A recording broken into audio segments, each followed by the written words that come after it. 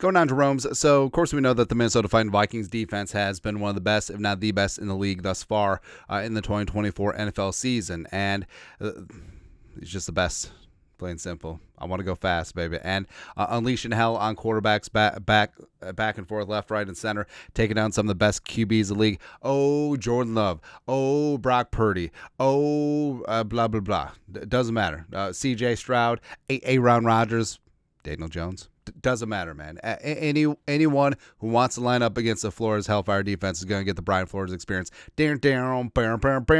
Next up is the low-energy Detroit Lions. I understand that the media is trying to pump up the Lions again because, first off, they should have won the Super Bowl last year. Because if they would have held on to that lead against San Francisco, I think they would have dog-walked the Chiefs in the Super Bowl. I truly believe that, but it's okay. It happens, man. I highly doubt that the Lions will get back to the Super Bowl. It's okay. It's okay. But everyone's a hype. Oh, they put up 42 against half of the Seattle defense. Oh, they put up 47 against the Zimmer defense that was completely banged up. So you have the Zimmer defense at Jerry World. Bunch of injuries. Or you have the Flores Hellfire defense at home, U.S. Bank Stadium, off of the bye, everyone healed up, the crowd loud and proud and probably inebriated. Bring it on, man. And, hey, it's okay. The Lions, are they the Motor City Kitties? Probably. And also, of course, we remember that Brian Flores has had Jared Goff in hell before in big-time games. Now, I understand that the Lions did things to the Vikings at the end of last season, but, of course, the Vikings were in tatters by then. Does not matter at all, but I don't know, I feel like there was a pretty major game where Goff completed 50% of his passes and didn't throw a touchdown and had a 57.9 quarterback rating, which is not good. You get 39.6 for throwing it straight into the ground. And I think that he certainly will have Jared Goff in hell yet again on Sunday.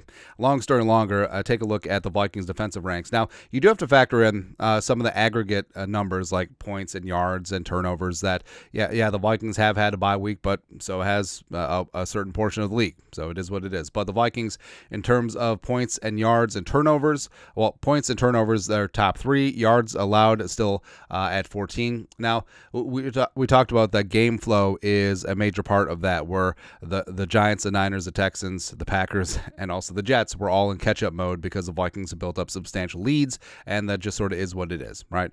This is a modern NFL. There's no such thing as a shutdown defense anymore. This is not Remember the Titans. I don't want them to gain another yard. Shut up, Yost. Shut up. Passing yards per attempt, 6th in the league at 5.3.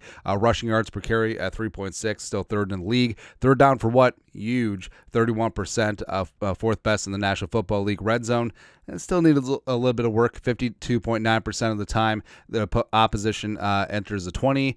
They score a touchdown. That definitely could be improved. 17th in the league. But then you look at blitz percentage, 41.1% first. Now, the Vikings blitz percentage was pretty low the first 2 weeks, but then Flores just couldn't help himself.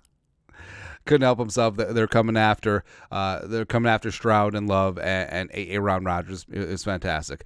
Pressure rate 32.6%, first in the league. So on about a third, every third time that the quarterback drops back, he's getting pressured. You love to see that. Total pressures 84, first in the league. So that's what's impressive, is that the Vikings are still leading the league in total pressures, even though they played one less game than some of the teams in the league. It's impressive. Same thing with sacks, 20, tied for 3rd in the league. PFF grade, 71.2, 9th in the league. Whatever.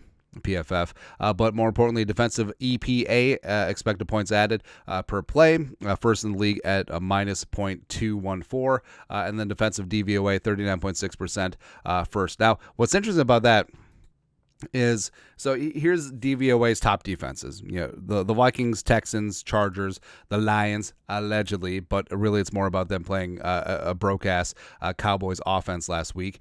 The Niners, the Duck Bears, as well as the Broncos. Hey, I feel like the Vikings have beaten the Niners and the Texans, and they're about to beat the Lions.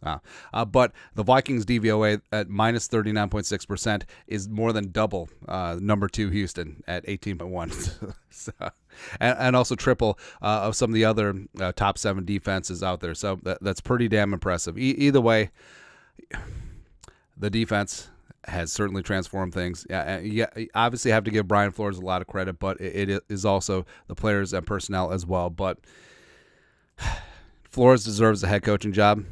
I don't know if he'll get it because of the lawsuit and all the Tua stuff, but he definitely deserves an interview. He's a true leader of men, and he's got this unit playing like the best in the league. And let's just call it what it is.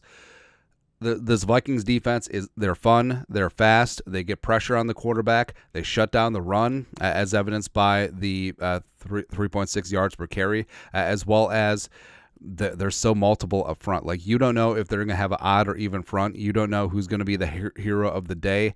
And that's what happened when Flores came in.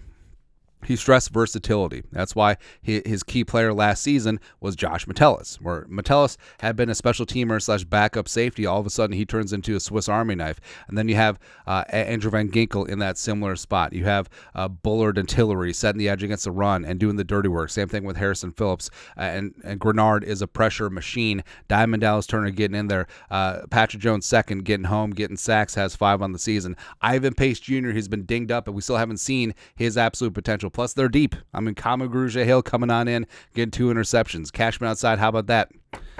Hopefully that calf is going to be good to go. And then also the veterans at corner, Stephon Gilmore, Shaq Griffin. You can make a good case that... So there's a couple of things here. You could say that there's the best duo in the league or a duo that's playing like the best in the league right now. Now, I understand that you would not name Gilmore and Griffin the best in the league. You probably name Sauce Gardner and DJ Reed of the Jets. Understandable. But Gilmore and Griffin are playing like the best outside corner duo in the league right now. They are. Murph has his highs, has his lows, right? And then the safety room is still the best triumvirate in the National Football League. So this team is fun. They are deep. They are well led. They fully bought in, and they're going to get after things. So I can't wait to see this defense yet again. I mean, the offense and Jefferson and Darnold and Aaron Jones and Hockenson back eventually. Like, obviously that's really good, and Kevin O'Connell has them humming on that side of the ball. But just this throwback defense, like.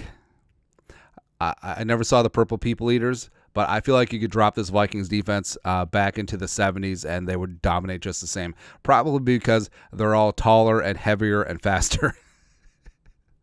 But it is what it was weird. Like, Alan Page was like a 250-pound defensive tackle. That's the size of some Mike linebackers nowadays. But anyways, they're going to bring the PP. They absolutely are. But your thoughts are thoughts. Vikings still the reigning, defending, undisputed number 1 defense in the National Football League. Let us know your thoughts. Our thoughts, comment section below. You guys know what to do. Skull production value.